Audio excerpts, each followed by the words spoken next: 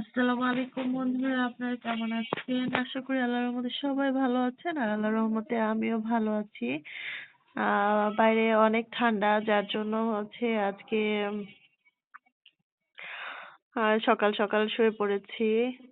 আর আজকে কোনো কাজও নাই, অফিস ছিল না। আর আপনাদেরকে হয়তো আপনারা হয়তো জানেন না যে আমি একজন বেকারি।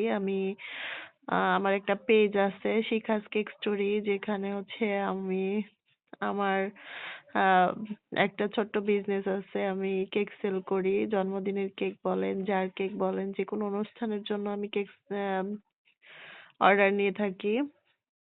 তো আজকে আমার এই চ্যানেলটাতে শুধু আমার পুচুকে নিয়ে আমি আমার ব্লগ ভিডিও শেয়ার করি। যার জন্য হয়তোবা সব ভিডিও আপনাদের আহ, এই চ্যানেলে আমি আপলোড করতে পারি না। তো আজকে যেহেতু বাসায় আছি, সব কাজ শেষ করে আহ শুয়ে পড়েছি। আর সেই সাথে আমার এই যে দুষ্টু ছেলেটা ঘুমাচ্ছে আমার সাথে। এই যে আমার দুষ্টুটা ঘুমাচ্ছে। তো আমার ভিডিওগুলো জানি না আপনাদের কাছে কেমন লাগে। যদি ভালো লেগে থাকে অবশ্যই আমার চ্যানেলটি সাবস্ক্রাইব করে আমার ভিডিওগুলোতে লাইক দিবেন, কমেন্ট করবেন। আহ আপনাদের পরামর্শ জানাবেন। আসলে আমি তো কখনো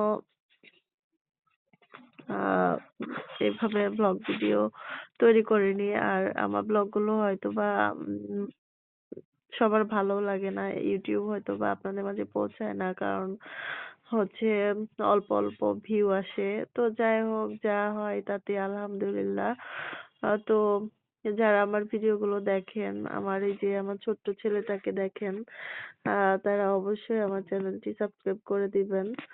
আর এই যে আমার ছেলেটাকে আপনাদের মাঝে শেয়ার করি, কারণ আহ বাসায় একা একা থাকি। আর এই যে আমার বাচ্চাটা আমার সাথে থাকে, ও আমার সারাদিনের ব্যস্ততার মাঝে একটুকু শান্তির জায়গা, যেখানে মানে বাসায় আসলে আমি ওর কাছেই একমাত্র।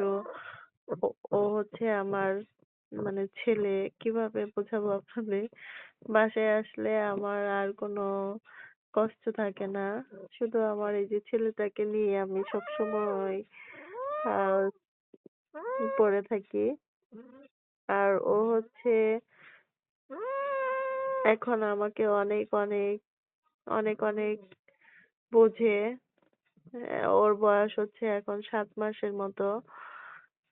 ও এখন সবকিছু বুঝতে পারে। আমি আসলে ও দরজার ওখানে দাঁড়িয়ে থাকে। তারপর আমি যে টাইমটাতে অফিস থেকে আসি, ও ওই টাইমটা মনে রাখতে পারে, বুঝতে পারে যে এখন আমি আসবো।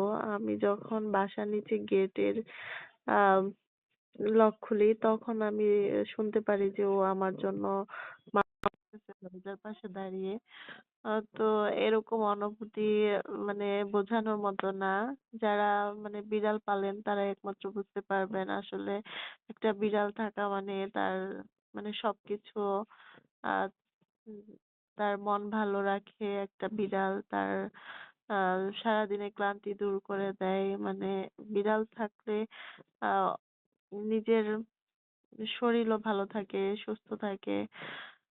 তো যারা কখনো বিড়াল পালেননি তারা অবশ্যই একটা বিড়াল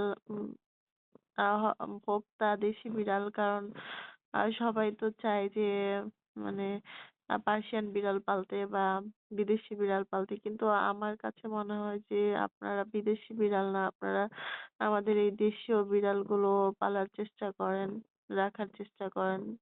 তাহলে ওদের কষ্টটাও একটু কমবে। এই যে আজকে যেমন আমি রাস্তা থেকে একটা বিড়াল নিয়ে এসেছিলাম, কিন্তু রাখতে পারি নাই। কারণ চিন্তা করলাম, যেহেতু আমি বাসায় একা থাকি আর সারাদিন আমি বাসায়ও থাকি না।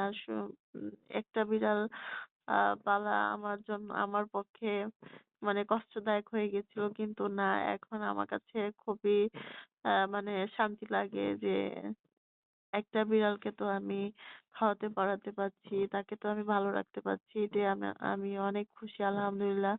তবে আজকে যে বিড়ালটাকে আমি আনছিলাম, ওই বিড়ালটা আমি নিতে পারতাম যদি আমি আ বাসায় থাকতাম বা জব না করতাম বা আমার আর্থিক অবস্থা ভালো থাকতো, তাহলে আমি অবশ্যই ওকে রাখতাম।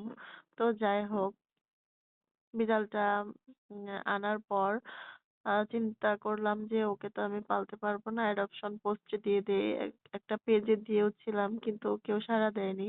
তো আমার বাসার নিচে ২ জন লোক মানে বিড়ালটাকে নেওয়ার জন্য অ কাকে রেখে কাকে দিব এরকম অবস্থা। পরে হচ্ছে একজনকে দিয়ে দিলাম।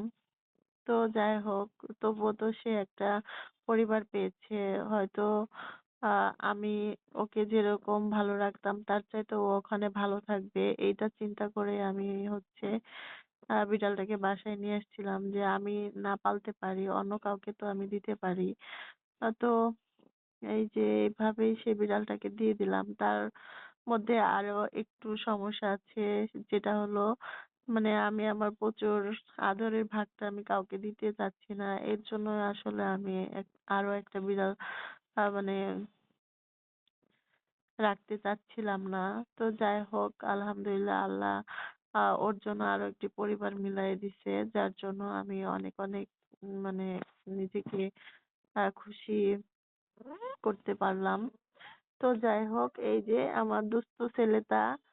তো সবাই ভালো থাকবেন। আমাদের ব্লগ যদি আপনাদের ভালো লেগে থাকে, আ আমাদের চ্যানেলটি সাবস্ক্রাইব করে দিবেন। তো সবাইকে অনেক, অনেক ধন্যবাদ ভিডিও দেখার জন্য। পুজো, সবাইকে আল্লাহ হাফেজ দিয়ে দাও। সবাইকে আল্লাহ হাফেজ। সবাই ভালো থাকবেন।